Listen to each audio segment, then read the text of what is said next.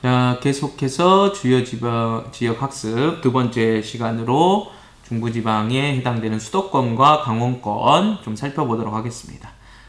이쪽이 보이는 커서로 지금 선생님이 왔다 갔다 하고 있는 이 부분이 수도권, 그리고 여기가 강원권이 되겠습니다. 인구는 사실 비교가 안 될 정도, 대충 한 10배 정도 돼요. 이 수도권이. 여러분들 아시다시피 서울에 한 1000만, 그 다음에 여기 경기도에 1200, 그 다음에 인천에 대략 300만, 그래서 2500만. 우리나라 전체 인구가 5천만 정도 되니까 딱 절반 정도가 여기에 살고 있습니다. 거기에 비해서 이제 강원권은 땅은 되게 넓지만 인구는 그렇게 많지 않습니다. 한 150만 정도가 생활하고 있는 지역이다라고 보시면 되겠습니다. 주요 지역들을 좀 학습을 시작해 보도록 하겠습니다. 그다음 먼저 가에 해당되는 지역은요, 경기도 연천이라는 곳입니다. 연천. 군인들이 되게 많이 있는 곳이거든요. 네, 그닥 중요한 곳은 아닌데 지형적으로 좀 기억을 해주셔야 돼요. 지형적으로 보면 여기가 이제 한탄강이라는 강이 흐르고 있고요. 그 다음에 과거 여기에서 이제 화산 활동이 좀 있으면서 용암이 터져가지고 만들어진 용암대지라는 지형이 있습니다.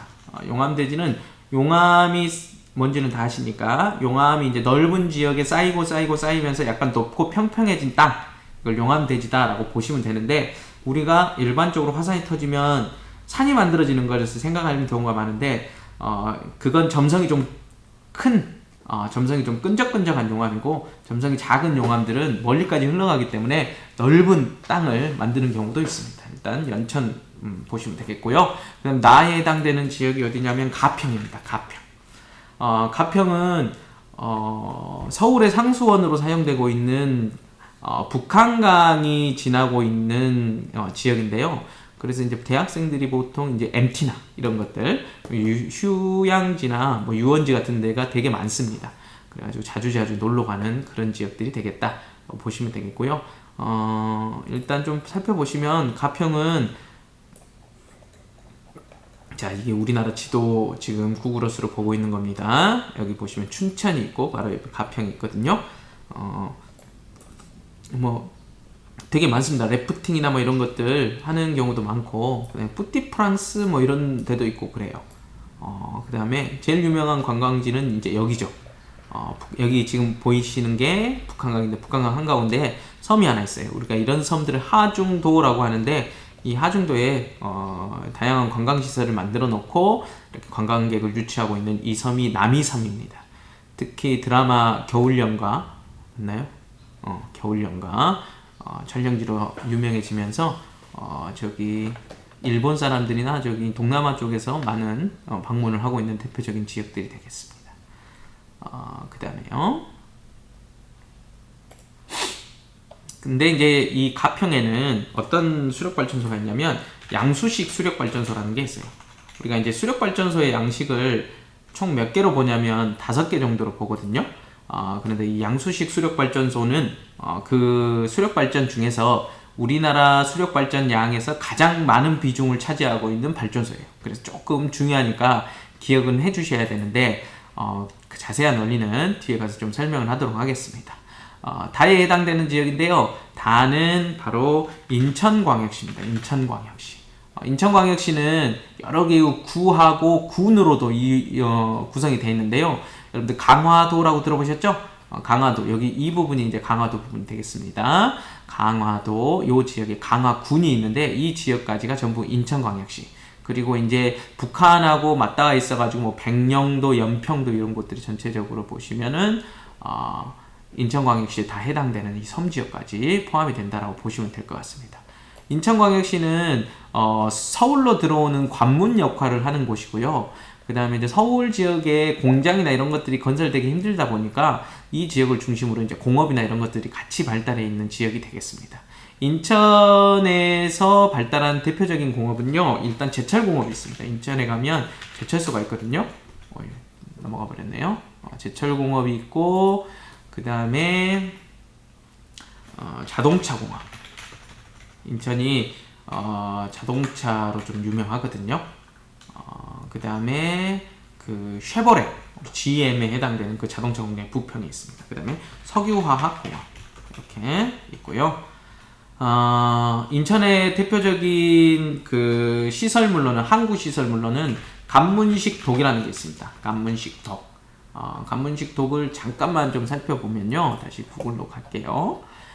간문식 독은,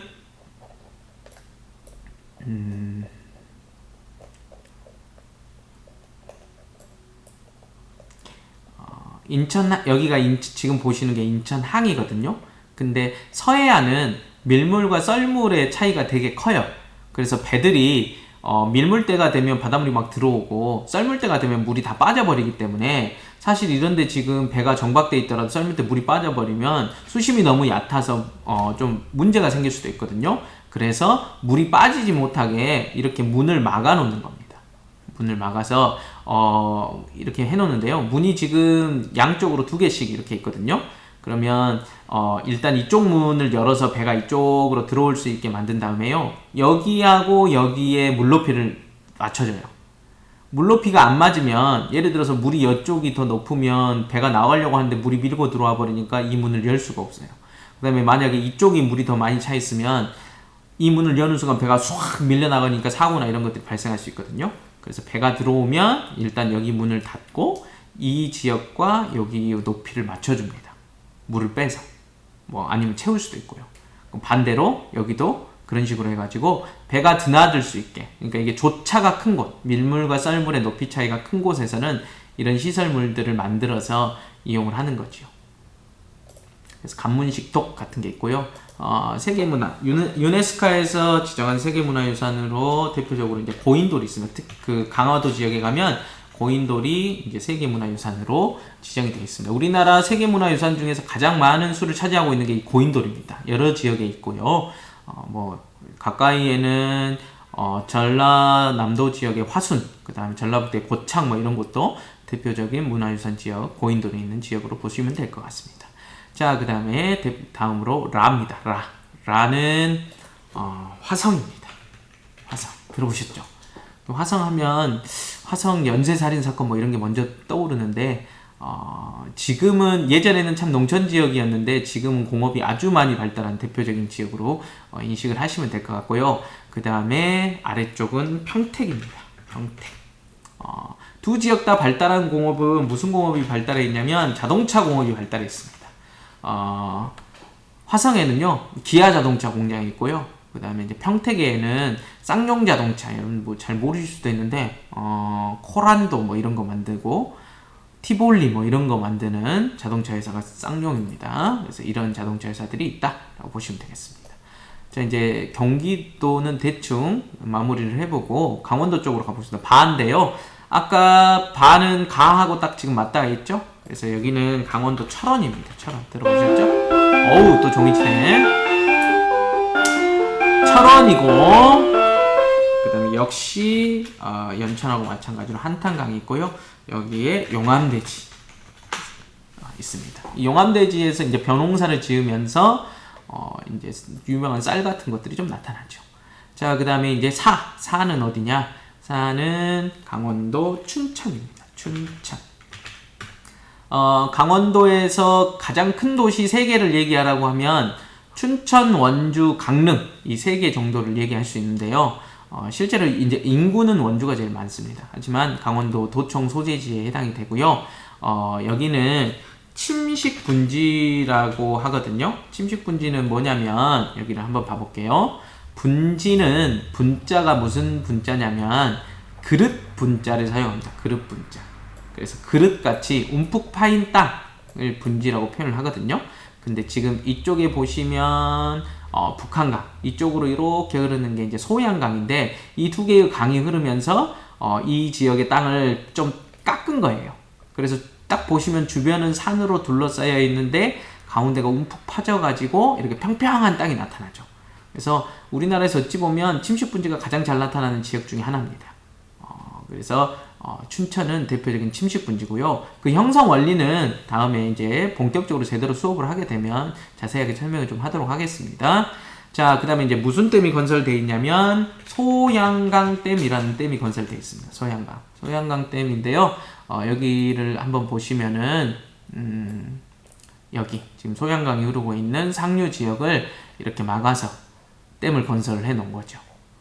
이 소양강댐은 우리나라에서 물을 저장하고 있는 그 저수 용량이 가장 큰 댐입니다. 그리고 이제 서울 사람들이 이 지역의 물을 먹는 거죠. 전부 다 북한강이나 이 소양강에 이렇게 막아놓은 이런 물들을 식수원으로 사용하고 있는 지역이다라고 보시면 될 것 같습니다. 자, 그래서요. 이제 서울 사람들이 물을 먹는 곳이다 보니까 자연스럽게 이제 어떻게 되냐면 공장을 짓기가 되게 어려운 문제가 발생하는 거예요. 가평도 마찬가지고 춘천도 마찬가지고. 그래서 자연스럽게 무슨 산업이 발달하느냐? 관광 산업이 발달하게 됩니다. 그래서 이제 각종 축제들 같은 걸 이제 이용을 하는 만들어내는 거죠. 유치를 하거나. 대표적인 축제로 여러분들이 물론 잘 아신다시피 춘천하면 닭갈비 같은 음식이 좀 발달해 있는데 대표적인 축제로는 닭갈비 축제가 있는데요. 닭갈비는 뭐 사실은 이제 닭갈비 같은 음식을 주제로 한 축제는 여기저기 되게 많은데 여기에서 이제 무슨 축제가 열리냐면 마임 축제라는 축제가 열립니다. 마임 뭔지 아시죠? 요거 막 움직이는 거. 그러니까 아주 독특한 축제도 계속 유치를 해가지고 관광산업을 계속 육성시키는 지역이다라는 걸 대표적으로 보여주는 거죠. 그래서 춘천하면 마임축제가 있다라고 보시면 되겠고요. 아에 해당되는 지역은 어디냐? 아를 보시면은 아는 강원도 양구군입니다. 여기도 침식분지가 아주 유명한데요. 그 지리를 하는 사람들은 여기 답사를 거의 다 한 번씩은 갔다 왔을 정도로 우리나라에서 가장 침식분지의 형태를 잘 볼 수 있는 지역이 바로 여기인데요. 여기는 어떤 곳이냐면 양구군의 해안면이라는 곳입니다. 해안면. 자, 한번 위치를 좀 봐보도록 하겠습니다. 위치를 봐보시면요. 강원도 양구군의 해안면인데요.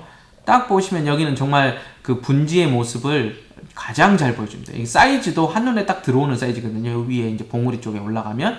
그래서 가장 그 침식 분지를 잘 보여주고 이 침식 분지를 이용해 가지고 이제 시험 문제나 이런 것들 좀 자주 출제되는 지역이니까 좀 기억을 해 주셔야 됩니다.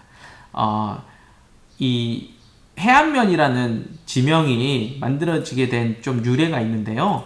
해자가 원래 무슨 해자였냐면 그 바다 해자였답니다. 해자는. 근데 이 지역이 원래 그 분지 지역은 산에 사는 뱀들이 좀 아래쪽으로 이렇게 내려오려고 하는 그 경향이 좀 있대요. 그래서 뱀들이 다 이렇게 분지 아래쪽으로 다 오니까 마을에 뱀들이 너무 많았던 거죠. 사람들이 그것 때문에 이제 스트레스를 받으니까 항상 나오죠. 뭐 지나가던 스님이 여기에다가 돼지를 키워봐라. 그래서 돼지를 키워보니까 그 돼지들이 뱀을 그렇게 잘 잡아먹는답니다. 실제로 어른들 얘기를 들어보면 돼지가 뱀을 그렇게 잘 먹는데요. 잘 잡고. 그 뒤로 이제 뱀들이 많이 사라진 거죠. 그래서 여기에다가는 이제 해자가 무슨 해자로 바꿨냐면 돼지 해자로 바꿨습니다. 그래서 해안면이라고 하고요. 침식 분지를 잘 볼 수 있다. 이런 것 좀 기억하시고 여기에는 무슨 축제가 열리냐면요. 한반도 정중앙이다 보니까 우리 몸의 가운데 부분이 어디죠? 배꼽. 그렇죠. 그래서 여기는 배꼽 축제가 열립니다. 근데 위치를 봐서는 여기가 가운데야. 여기에 이제 양구군청이 있거든요. 여기가 가운데야 이렇게 생각하실 수 있는데 여기를 한번 이렇게 잠깐 좀 살펴보시면 이런 거죠. 이제 분필이 여기 있네요. 이렇게 우리나라가 있으면요. 우리나라 동쪽 끝이 이제 독도고요.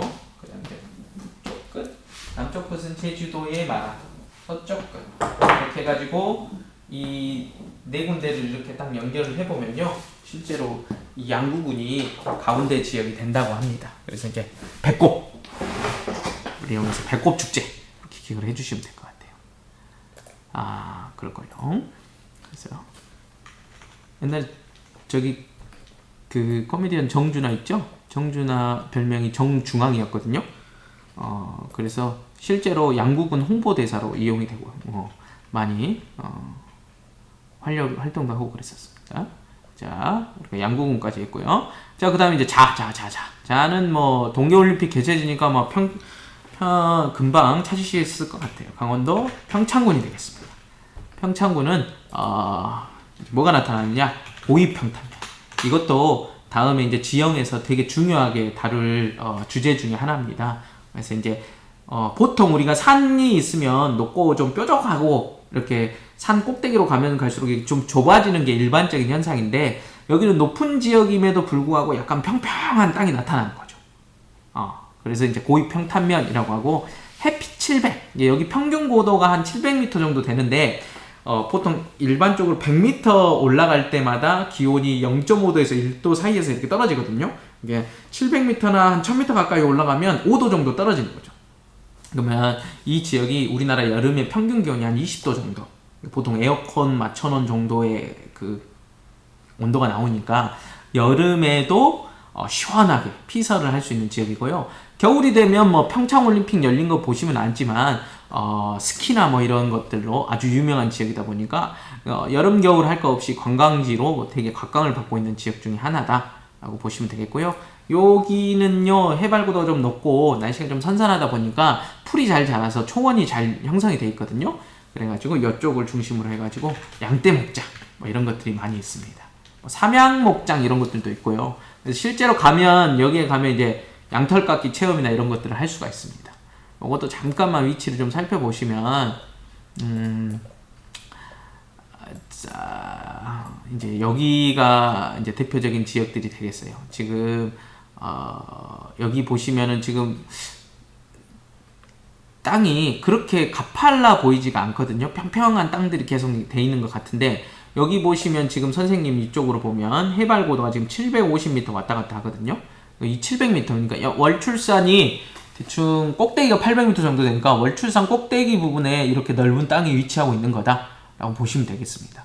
그래서 이 지역을 중심으로 그 관광 산업도 이루어지고 있고요. 그 다음에 또 대표적인 그 산업으로는 그 고랭지 농업 해가지고 고랭지 배추 같은 것들이 많이 생산이 되고 있는 지역이다라고 보시면 되겠습니다. 자, 그 다음에 차인데요. 차는 아마 여러분들 강원도 지역이다 보니까 좀 생소하실 수 있는데 강원도 영월군이 되겠습니다. 영월군은 이제 무슨 강의 상류 지역이냐면요, 남한강의 상류 지역입니다. 아까 가평에 북한강이 있다고 그랬죠? 이제 남한강의 상류 지역이고요. 남한강의 상류 지역이고 뒤에 가서 이제 좀 자세히 설명할게요. 일단 적어놓으세요. 감익공유하천이 좀 나타나는 지역이다라고 보시면 되겠고요. 요 일대가 석회암이 넓게 나타나는 지역입니다. 그래서 석회암이 나타나는 지역을 우리가 무슨 지형이라고 하냐면 카르스트 지형이라고 하거든요. 이것도 상당히 중요한 내용 중에 하나입니다. 석회암이 나타나다 보니까 자연스럽게 좀 이제 시멘트 같은 것들을 쉽게 얻을 수 있고 그래서 시멘트 공업이 같이 발달해 있는 지역이다라고 보시면 되겠습니다.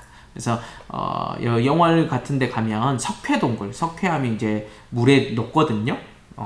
물에 녹으면 땅 속에서 이제 동굴 같은 것들이 막 만들어지고 그 다음에 이제 막 위에서 물 떨어지면서 종유석, 석순, 뭐 연결되는 석주 뭐 이런 것들이 막 같이 나타나는 거죠. 자, 그 다음에요. 카거든요. 여기는 강원도 정선군이 되겠습니다. 정선군. 정선군. 이 정선군은요, 옛날에 우리나라가 지금 그 주요 연료를 가정용 연료나 뭐 이런 것들 을 주로 석탄을 뗄 때, 지금은 대부분 석유나 가스를 많이 이용을 하는데 석탄을 뗄 때 이 석탄 산업이 엄청나게 발달했던 지역이 됩니다. 이 지역의 예전의 말로는 지나다니던 개도 10,000원짜리를 물고 다닌다. 그만큼 이제 돈이 많은 지역이었다는 거죠. 왜냐하면 석탄을 캐서 부를 좀 축적할 수 있었으니까. 근데 우리나라 사람들이 지금은요, 웬만하면 석탄을 잘 안 써요. 왜냐하면 그 환경오염 문제도 좀 있고, 그 다음에 연탄가스 중독이나 가정용 연료로 썼을 때 이런 문제들이 좀 발생하다 보니까 이제 석탄을 더 이상 쓰지 않는 경우가 많죠. 그래서 이제 폐광이 된 것들이 많은데, 이렇게 되다 보니까 이 지역의 사람들이 이제 일자리를 잃고 사람들이 다 떠나는 거죠. 그래서 유령 도시 같이 되다 보니까 요 지역을 발전시키기 위해서 이제 관광 산업을 유치하는 거죠. 그래서 여기에는 뭐가 있냐면요, 카지노가 있습니다. 카지노, 사람들을 좀 끌어모으기 위해서 강원랜드라고 하는 카지노가 있거든요. 근데 좀 안타까운 건 외부에서 좀 손님들이 많이 와야 되는데, 물론 외부에서 손님들도 많이 오긴 하지만 이 지역 사람들이 카지노를 좀 출입하고 그러면서 돈을 다 탕진하거나 뭐 이런 일들도 있고, 그래서 좀 안타깝긴 하지만 요즘은 뭐 저도 한 번밖에 안 가봤거든요. 직접 들어가지는 않고 거기에서 이제 구경만 했는데 거기 가면 좀 우울하신 분들도 되게 많고 그래요. 그렇습니다. 자, 그 다음에 타입니다. 여기 강원도 평창에서 이쪽으로 넘어가면 나오는 데인데요. 예, 강원 타에 해당되는 지역은 강원도 강릉입니다. 강릉은요, 무슨 식 수력발전소가 있느냐? 유역 변경식 수력발전소가 있습니다. 유역 변경식. 말이 좀 어렵죠? 식식이 됐네요. 유역 변경식 아니고 유역 변경식. 그 다음에 이제 뭐 단어제 이런 것들은 그냥 잘 모르셔도 되고, 해안단구가 있습니다. 해안단구. 이것도 뒤에 그 해안지형 배우면서, 좀 설명을 할 건데요. 참 이렇게 온라인 강의로 찍다 보니까 지금 칠판에 설명하기가 좀 어려운 부분들이 좀 있긴 합니다. 시간도 좀 길어지고 그러니까. 일단은 그렇게 알아두시고, 이 정동진에 가면 해안단구를 볼 수 있습니다. 정동진은 우리 저 장흥에 정남진이라고 축제를 하거든요. 쉽게 말해서 서울에서 가장 반듯하게 동쪽으로 가면 나타나는 곳, 이렇게 생각하시면 돼요. 정남진은 서울에서 쭉 남쪽으로 정남쪽으로 내려오면 여기에 장흥이 있다는 뜻이겠죠. 그런 식으로 좀 이해를 하시면 될 것 같고요. 아무튼 정동진 있고요. 정동진 근처에 이제 경포대 해수욕장이 있거든요. 거기 경포호라는 그 호수가 있는데 이 호수는 석호예요. 세계지리나 이런 걸 좀 들으신 분들은 석호가 대충 뭔지는 아실 건데, 형성 과정을 설명하자면 너무 기니까 대충 보여만 드릴게요. 바다가 여기거든요. 이게 원래 이렇게 바다가 안쪽까지 깊숙이 들어와 있었는데, 요 윗부분에서 사주라는 게 형성이 되면서 이 바다가 들어오는 입구를 막아버리는 거죠. 그러면 여기가 이제 뭐가 되겠습니까? 이제 호수가 되겠죠? 이렇게 만들어진 호수를 석호라고 합니다. 그리고 이제 이 석호 앞쪽에는 사주가 이렇게 쭉 나타나는데요. 이런 걸 이제 사주라고 하거든요. 모래기둥. 근데 여기가 그 유명한 이제 경포대 해수욕장 중에 하나죠. 우리나라에서 유명한 해수욕장이 뭐 해운대, 경포대 뭐 이런 데들이 있는데, 대표적인 해수욕장으로 경포대 해수욕장.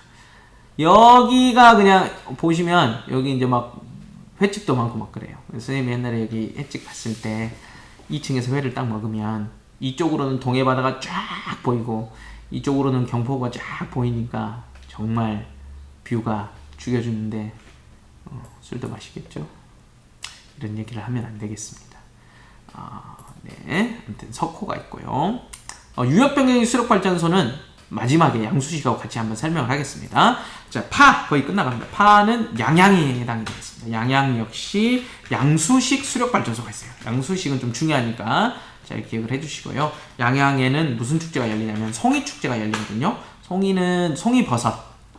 근데 이게 그 아주 자연환경이 깨끗하고, 그 다음에 산이 좀 높고 많은 산이 있는 곳, 그 다음에 소나무가 잘 자라오는, 그렇게 하니까 이 지역이 그만큼 이제 자연환경이 잘 보존되어 있고, 그다음 산지가 많다라는 걸 좀 보여줄 수 있는, 지역성을 좀 출원할 수 있는 축제입니다. 송이 축제는 그렇게 이제 보시면 될 것 같고요. 하는요. 하는 속초입니다. 속초. 그래서 무슨 국립공원이냐면 설악산 국립공원. 들어보셨을 거라고 생각합니다. 설악산 국립공원 같은 게 있다. 그 다음에 이제 안산에, 이제 경기도에 안산하고 수원이 나와 있는데요. 안산은 어디냐면, 여기가 지금 너무, 작아서 적을 수가 없어가지고, 선생님이 여기다가 있는데요. 안산은요, 여기 보시면, 다하고 라 사이에, 시흥 밑에, 아무것도 안 적힌 곳이 있어요. 요 부분이 해당되겠어요. 여기가 안산이고요. 그다음 수원은 어디냐면, 의왕하고 지금 군포 바로 밑에 이제 빈칸 있죠? 여기가 수원이 되겠습니다. 일단 수원은요, 대표적으로 수원 화성이 있습니다. 정약용이 거중기를 이용해서 지었다. 그죠? 정조 때. 그 내용 아실 거라고 생각하고 세계문화유산으로 지정이 되어 있고요. 경기도의 도청이 수원에 위치하고 있습니다. 그 다음에 이제 안산인데요. 안산은 간척 사업이 아주 넓게 펼쳐진 지역 중에 한 군데입니다. 이 시와호라는 곳이 이제 형성이 되어 있는데요. 여기를 한번 봐볼게요. 안산은 시간이 얼마나 갔는지 잘 모르겠네요. 자, 여기가 안산입니다. 서울에서 약간 이제 남서쪽으로 좀 내려와야 되죠. 지금 보시면 아시겠지만 공장이 어마어마하게 들어서 있는데요. 이 공장이 들어서 있는 이 땅이 전부 원래 갯벌이었는데 갯벌을 메꿔서 이제 간척지로 만든 땅들이죠. 이제 갯벌을 메꾸려면 바닷물이 못 들어오게 어떻게 해야겠습니까? 이제 막아야겠죠. 그래가지고 이렇게 형성되어 있는 호수가 시와호인데요. 이 시와호에 오염이 너무 심각해지니까 이 시와호를 되살리기 위해서 최종적으로 바닷물이 왔다 갔다 할 수 있게 방류를 할 결정을 합니다. 그런데 이미 방조제도 이렇게 만들어 놓고 하다 보니까 이 지역을 그냥 놀리기가 좀 그래요. 그래서 여기에다 이제 무슨 발전소를 만들어 놨냐면 조력 발전소를 만들었습니다. 조력 발전소. 조력 발전소는 뭐냐면 이런 거예요. 이제 여기에 이제 관문이 있거든요. 이쪽에 관문이 이렇게 물이 들어오고 이렇게 할 수 있는 관문이 있는데 밀물때가 되면 관문을 열어줍니다. 그러면 여기 있던 바닷물들이 확 해가지고 이쪽으로 들어오겠죠? 그럼 여기에 물이 그득 찹니다. 물이 가득 찼을 때 여기 문을 딱 닫는 거죠. 그러면 물을 가득 머금고 여기 이제 버티고 있겠죠? 그 상태에서 이제 썰물이 되는 거예요. 이 바깥쪽에 이제 썰물이 돼가지고 물이 빠지기 시작해가지고 제일 많이 빠졌을 때, 제일 많이 빠진 상태의 시간대 이제 어떻게 하냐면 여기에 문을 열어주는 거죠. 그러면 여기에 가득 차 있던 물들이 어마어마하게 빠른 속도로 빠져나가게 되는 거예요. 그러면서 그 속도를 이용해가지고 터빈을 돌리는 거. 그런 형태로 만들어진 발전소가 조력 발전소다라고 보시면 될 것 같습니다. 그 다음에요. 이제 거의 다 했고요. 아까 얘기했던 양수식 발전소하고 유역 변경식 수력 발전소를 좀 보도록 하겠습니다. 기본적으로 수력 발전소는 높은 곳에서 낮은 곳으로 물을 떨어뜨려 가지고 만드는 이용하는 방식인데요. 이렇게 보시면 돼요. 유역 변경식 수력 발전소는요. 어떻게 된 거냐면 우리나라가 예전에 이제 지각 운동을 좀 받으면서 동쪽이 전체적으로 이제 땅이 솟아올랐는데 동쪽은 상당히 많이 솟아오르고 서쪽은 조금밖에 솟아오르지 못했어요. 그래서 이쪽이 전체적으로 좀 높아요. 높고 이쪽은 좀 낮은 편이고. 그래서 이쪽으로 흐르고 이쪽으로 이렇게 지나가는 이제 산맥이 태백산맥 같은 산맥이 있는데 이제 전체적으로 산맥의 모습을 아주 간략하게 그려보면 이렇게 되는 거죠. 이렇게. 근데 이제 우리나라의 주요 큰 하천들은 대부분 다 이렇게 흘러가지고 서해 쪽으로 흘러가거든요. 근데 물이 이렇게 흐르는 거예요. 근데 딱 봤더니 이쪽으로 흐르면 경사가 좀 완만하고 이쪽으로 흐르면 경사가 급하니까 경사가 급한 쪽으로 흐르면 전기를 더 많이 생산할 수 있겠죠? 그래서 이제 어떻게 하냐면 여기에다가 댐을 건설하는 겁니다. 그래가지고 물을 여기다 그득하게 쌓아놓고 밑으로 구멍을 하나 뚫는 거죠. 그러니까 이쪽 물을 어떻게 하는 거냐면 이쪽으로 보내는 거예요. 그래서 물을 툭 떨어뜨리는 거예요.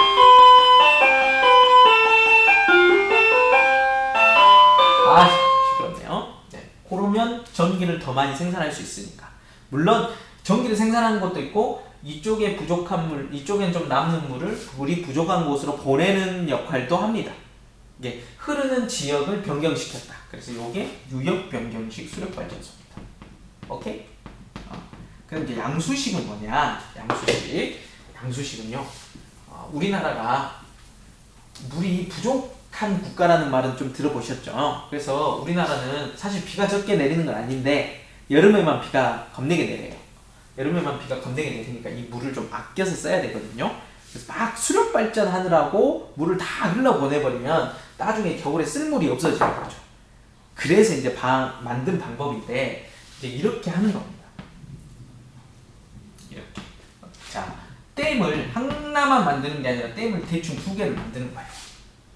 이제 물이 이렇게 흘러 들어오면 일단 상부에 있는 댐에 물이 저장이 되는 거죠. 그럼 상부 댐에 물이 저장이 돼요. 근데 물을 이제 여기 문을 열면 이제 물이 흐르면서 수력 발전을 할 수 있겠죠? 낮에는 사람들이 활동을 많이 하니까 전기가 많이 필요해요. 그래서 이 문을 열어가지고 물을 후 흘려내려가지고 전기를 막 생산을 하는 거죠. 그리고 낮 동안에는 전기를 막 나눠줘요.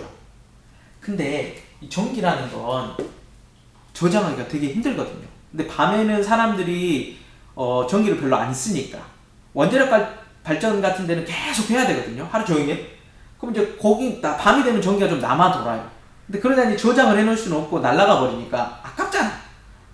그러니까 이제 어떻게 하느냐? 요 아래쪽에 있는 물을 다시 위쪽으로 끌어올려요. 터널 만들어 가지고. 어찌 보면 미친 짓거리 같은 거죠. 왜냐면 이렇게 만드는 전기보다 이렇게 끌어올리는데 전기가 훨씬 더 많이 들어가거든요. 하지만 필요할 때 전기를 만들 수 있는 거죠. 낮에는 또 물을 흘려가지고 전기를 만들고 밤이 되면 도로 끌어올리고 요 일들을 계속 해주는 거죠.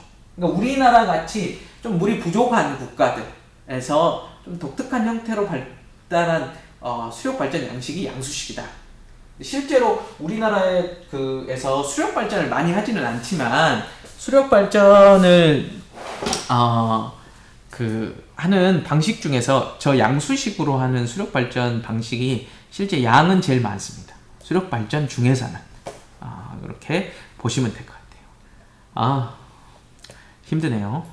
막 이렇게 중요한 내용들이 여러 가지가 있는데 사실은 간단하게 정리를 해야 되는 거기 때문에 오늘은 이 정도만 하고요.